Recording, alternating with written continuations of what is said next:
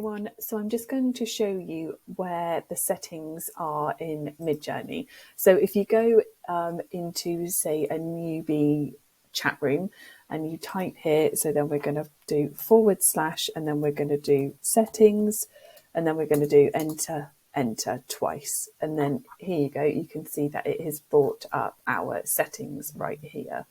So as you can see, we are using the latest model 5.2. So this is the latest version of Midjourney, and we can change it if we wanted to and go down to different older versions. And yes, we could go to 4, version 3 or whatever, but we'll leave it as we are at here, like for the 5.2. So we'll leave it at that. And then you can see as well, we've got some other settings here, which I will go through in different videos. But it's just great for you guys to know where the setting function is within Midjourney. Thanks for watching, and I'll see you in the next video.